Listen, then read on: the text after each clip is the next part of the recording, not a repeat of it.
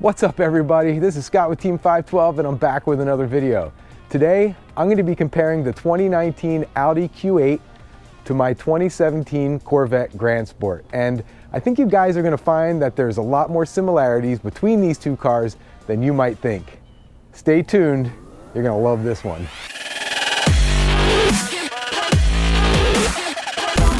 Alright, so I can't fool you guys. You're way too smart for this one. I mean, comparing a two-door American sports car to a four-door all-wheel drive German-made SUV, these cars couldn't be any further apart on paper. But this is the same platform as the Lamborghini Urus. So there has to be some level of performance under this hood and in this chassis. Otherwise, we wouldn't have heard so many great things about the Urus. Thought it would be a fun comparison to compare this car with the C7 Grand Sport that I own, mostly because as I was digging through the glove box looking for the sticker, I saw that they both shared a very similar price on paper. So do they share anything in the real world? That's what we're going to find out today. And we're going to rate these cars on 4 different areas: exterior styling, interior, what's under the hood, and driving experience. All right, first up, let's take a look at the C7 in terms of exterior styling. Now, you've seen this car many times in many videos, and in fact, I just compared it to a 2020 Supra, and you'll have to check that video out to see where I landed. And I did that video with Horsepower Obsessed, and I think you guys would enjoy that one. In terms of exterior styling, it's really hard to beat a C7 Corvette. There isn't a bad one to be had. From the Stingray all the way up to the ZR1, they are just amazing looking vehicles, and GM just nailed the design of this car. Very low to the ground, obviously. The front splitter here and the side winglets make the car seem really, really wide in the front. Big functional venting going on here. We also have a nice aggressive back end. And again, I know people ding this sometimes because it doesn't have round taillights and it looks a little bit like a Camaro. I don't care, I think it looks awesome. So for me, it's gonna be difficult to beat this car, but let's take a look at the Audi and try to make this a bit of a fair fight in terms of the exterior styling. Now, the first thing you notice on the front of this Audi is just this huge front grille, this giant opening here. And this thing actually might flow more air than my C7. You can see the Audi signature headlights, and you know, I think this car would look better if it was all blacked out, but that's just my opinion. It doesn't look too bad. Now, it's got a low sloping roofline, which is very reminiscent of the Urus, which I think is a great design.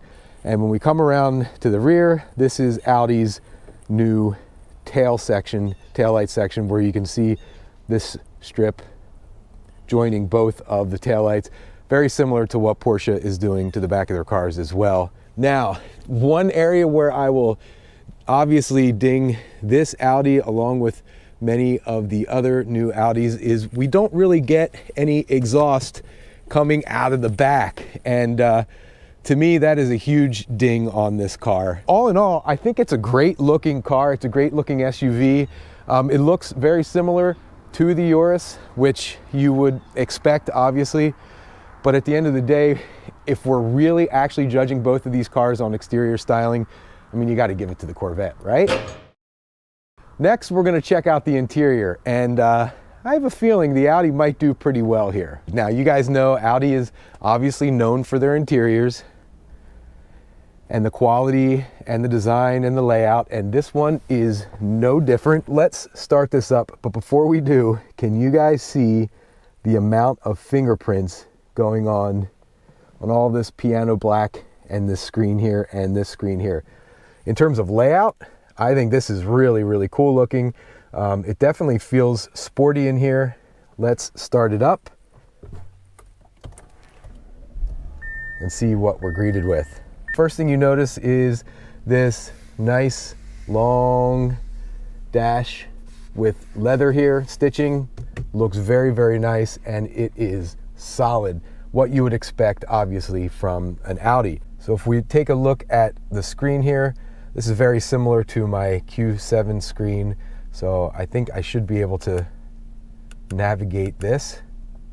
Yeah, there we go. And we can also make some changes there. And then we have the new center stack here for Audis. Climate control down here on the second screen with some of the other functionality that were hard buttons prior to this layout, like the auto start stop off and on and the hill descent. And I bet this turns the screen off.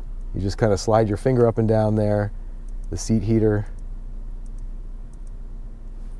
So very nice control, very tactile. It's giving me a little bit of feedback. Build quality is typical Audi. You've got the 8-speed automatic transmission and some really nice wood trim here. Obviously nice leather, heated and cooled seats. So all in all, typical Audi quality, very nice interior, very nice switches. They feel really good under your fingers here. They have a nice tactile click to them, nice brushed aluminum accents as well.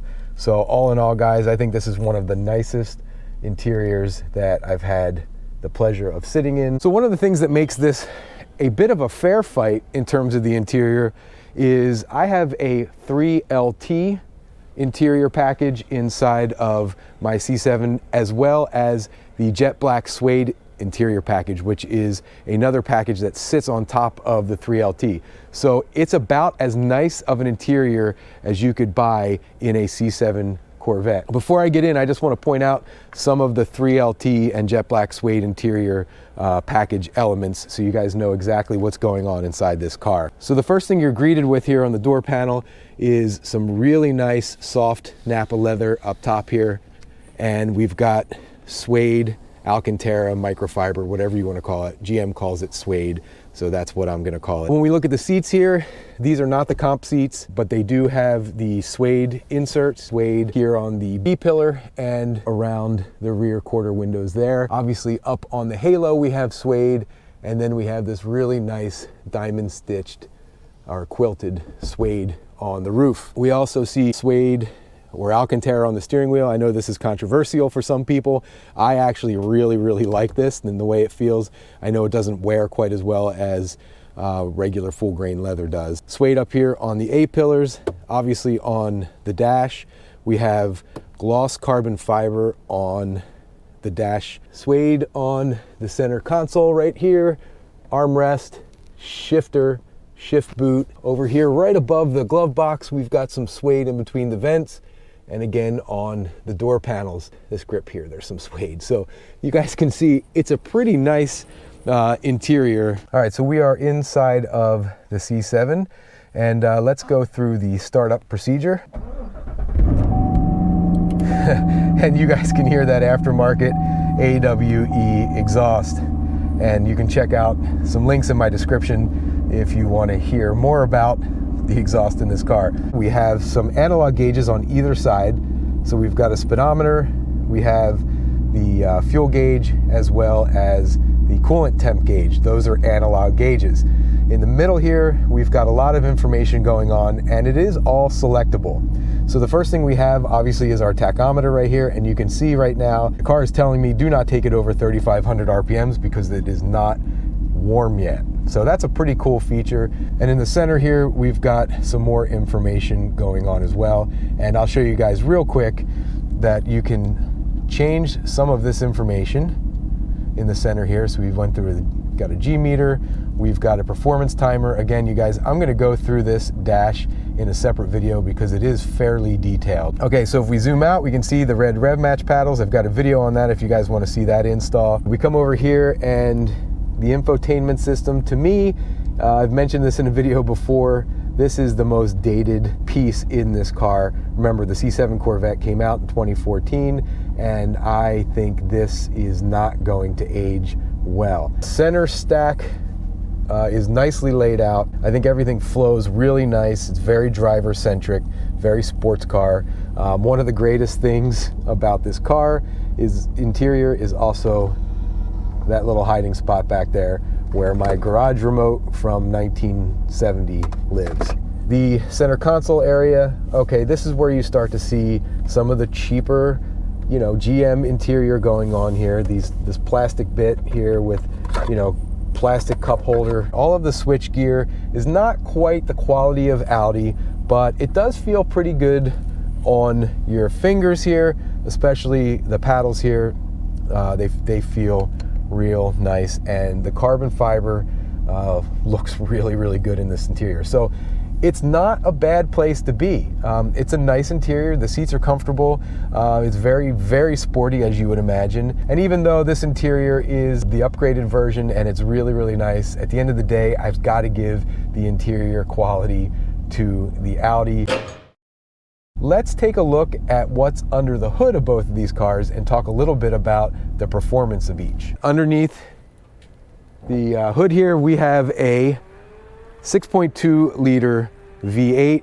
It's naturally aspirated, 460 horsepower, 465 foot-pounds of torque. And yeah, it's a bit of a monster, especially in this cold weather. Trying to get these Michelins to hook up is very, very difficult. So under the hood of the Audi Q8 is a 3-liter turbocharged V6 with 335 horsepower and 369 foot-pounds of torque. This thing gets up and goes. It does feel sporty under this hood. Here's a better shot of the side of the engine. A lot of modern cars obviously have these engine covers and you can't see much on it, but that's what you're looking at here. 3-liter turbo, 335 horsepower, and a naturally aspirated 6.2 liter V8. So two different animals. Let's check out the driving experience of both of these vehicles. All right, so we're setting off in the Audi Q8, and the first thing you notice is just how quiet it is inside of this interior. I mean, I can almost hear my ears ringing. Now, I have the car set on individual in terms of the drive mode, and I set the individual up with all of the most sporty settings for suspension and steering, etc. It's definitely holding on to revs here a little more than what you'd probably want if you were driving this thing, you know, for the comfort of the vehicle. It definitely feels pretty stiff, but I wanted to make sure this thing was in a sporty mode because we're comparing it to a sports car. So I really want to make sure that, you know, it's about as sporty as it can get while we are doing this test drive. Heading up to a stop sign here, and we're going to do a little 0 to 60 test. This car is rated at 5.3 seconds, actually, I believe, is the 0 to 60 time on this Audi. So let's get it straight here and make sure there's no cars behind us. And we are at 0 miles an hour, and we're going to punch it. Okay. Yeah, I mean, I would believe that's about 5 seconds to 60, which for a 5,000-pound SUV is pretty darn quick. Once those turbos spooled up, it pulled pretty good. That was surprising. I didn't expect that at all. Let's take this corner here with a little bit of pizzazz. That was nice. Again, putting this in the sportiest of modes, it's hanging on to revs a little longer, which is nice. You're getting into the power band, or staying in the power band, which is fun. We're coming over this hill here. Now this is a couple S-turns here, so we're really gonna feel this thing in the corners here. So ready, here we go. We're setting up for the first turn, and I am off the brake and gliding through. All right, there's some body roll there, of course, 5,000-pound SUV. Okay, brake, off the brake, and there we go. Yeah, I mean, is it a Corvette? No, it's not a Corvette, you guys. So we're gonna go ahead and put the Audi Drive Select into auto mode. So you can already notice it's not hanging on to revs as much as it did earlier, and the car feels a lot softer and a lot more well composed. Let's go up to comfort mode, and the first thing I just noticed was the steering got quite a bit more loose or less assisted. Yeah, I mean, what an amazing vehicle, you guys. I mean, you can't go wrong with this thing if you're looking for a nice 4-door, 5-seat SUV. I'm sure what Lamborghini did to this platform is leaps above this in terms of performance. Obviously, with the engine and suspension and braking that is in a Urus compared to what Audi has put into this vehicle, but still a very, very nice driving car. All right, now we're setting off in the C7 Corvette, and it's not quite as quiet in this cabin, especially with that AWE touring axleback and X-pipe. Now, the system doesn't really have a lot of drone once you get underway and you can get into a higher gear. I just happen to be heading up a pretty steep hill right now, so I've got to stay on the accelerator, which is making it a lot more loud in here than what it would normally be. Again, from the Stingray all the way to the ZR1, these are just really amazing cars, and GM just nailed it. And if it's drama you're looking for in an automobile, you really don't have to spend up to the Z06 level to get a high level of drama in these cars. I mean, this Grand Sport has the same engine as the Z51 Stingray with the dry sump system and the 460 horsepower and 465 foot-pounds of torque, and I mean, it's plenty fast. Ooh, and that auto rev match feature is really, really cool. You get a lot of drama out of this vehicle just by hitting the accelerator, and we'll show you that in a minute up here once I get out of this neighborhood. 0 to 60 on this car is about 3.5 seconds. Now that's with the 8-speed automatic transmission. Obviously, I've got the 7-speed manual, which to me is might not be as fast, but it's a heck of a lot more fun. Now we will do a 0 to 60 run. Actually, there's a car coming, so we'll do almost 0. And we got no traction. So we couldn't do a proper 0 to 60 run there. There was a car sneaking up on me. The tires are very cold anyway, and it wouldn't have been a very good 0 to 60 run. Make a hard right turn here, and we just had the nannies kick in there. Our fun got interrupted a little bit by the traction control system, but the good thing is we didn't end up in a ditch. Here comes those S-turns. These are the ones that I attacked with that Q8. We're gonna attack them here with the C7. All right, downshifting all the way to second gear. I'm on the brake. Now I'm off the brake. I'm gonna let it glide, let it glide, let it glide, let it glide.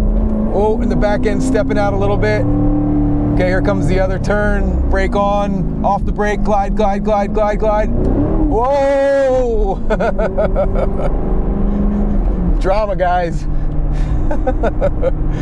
I think you're also noticing a lot more smiles and giggles on my face driving this car as opposed to the Q8. Who am I kidding, right? If it's fun you're looking for, I think this car is the clear winner. If it's a drama-induced driving experience, I think it's this car too. Now, what I'm gonna do here is put the car in tour mode, which gives it a lot more composed character, loosens up the suspension, the magnetic ride a little bit, loosens up the steering, and manages throttle response.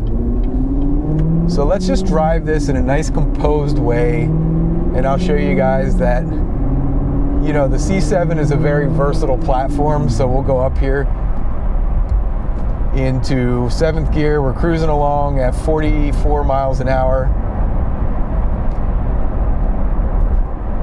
Nice, comfortable, not nearly as quiet as the Audi, but you know, you've got those 335 wide tires on the back here. They make a little bit of noise on the road. I think what's great about the C7 and most Corvettes in general is the versatility of the platform. Plenty of storage space in the back. It can be a nice composed car, or we can downshift a little bit, make a little noise, have some fun and play around a bit.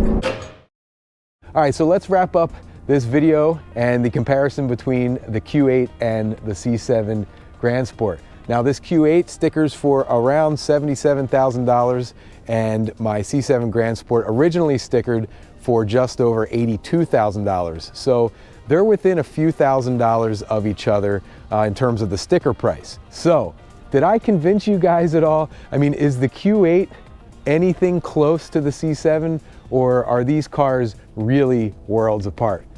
Leave me some comments below and let me know what you guys think. That'll do it for this video. thanks for joining me today. I really appreciate the time you spend watching the videos on my channel. There's so much great car content on YouTube that any time that you give to me on my channel, I really, really appreciate. Don't forget to hit that subscribe button, smash the like button, and like I said, leave me some comments. Let me know what you guys think of the Q8 versus the C7. Till next time, see ya.